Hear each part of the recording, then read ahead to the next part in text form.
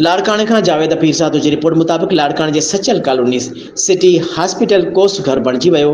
नौजवान फोत लाश रखी एहतजाज जॾहिं त नौजवान अब्दुल रऊफ़ सुमरे पथरी जो ऑपरेशन कराइण लाइ डॉक्टर अब्दुल रशीद शेख ॾे आयो, जंहिंजो ऑपरेशन बि थियो ऐं उन बैदि डॉक्टर जी लापरवाही गफ़लत कई, जंहिं सबबि नौजवान फोत थी वियो आहे। संदसि जे घर में मातम बैदि संदसि जे वारसनि पारां लाश एसपी चौक ते रखी धरणो हणी रोड ब्लॉक करे छॾियो, जंहिं सबबि ईंदड़ वेंदड़ ट्रैफ़िक मुअतल थी वई।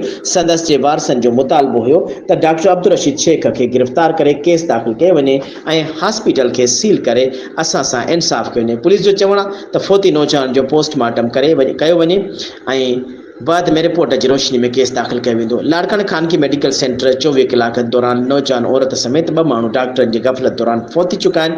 लाड़काने में लेडी डॉक्टराणी जे ज़ुल्म जो नोटिस केरु वठंदो? फोती औरत जे भाउ इरफान अली चन्ना जो बयान में ज़ुल्म जो दास्तान ॿुधो। डॉक्टर हिरा मुगल जो थियल ज़ुल्म मुंहिंजी भेण सूमर जे ॾींहुं अंगारे जी राति गाची खोड़ खां डिलीवरी लाइ लाड़काने वई।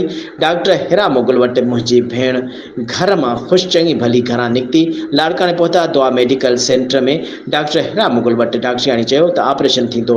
उन ई राति मुंहिंजी भेण जो ऑपरेशन करायो वियो। सेखड़ा डॉक्टराणी खां ऑपरेशन दौरान हुननि मुंहिंजी भेण जे पेशाब जूं रगूं कटे छॾियूं ऐं मुकमल सफ़ाई बि न कई वई। नई और पूरी कढियनि। हुननि पंहिंजे ग़लतीअ खे लिकाइण लाइ मुंहिंजी भेण खे 24 घंटा स्टे कराइण खां बग़ैर 9 घंटनि में चयो त हिसाब क्लियर कयो ऐं तव्हांखे मोकल आहे, भली वञो। अंगारे जे ॾींहुं मुंहिंजी भेण शाम जे वक़्तु घर पहुती आहे। घर पहुचण सां ई उनखे पेट में सूर जूं रड़ियूं कयूं आहिनि, जंहिं बैदि भेण खे घणी तकलीफ़ जे करे गाजी शहर जे हिकु डॉक्टर वटि वठी वियासीं, पर डॉक्टर ईअं इलाज न कयो। असांजे सौट डॉक्टर हिरा मुगल जे इंचार्ज इमदाद नाले हमरा सां राब्तो कयो।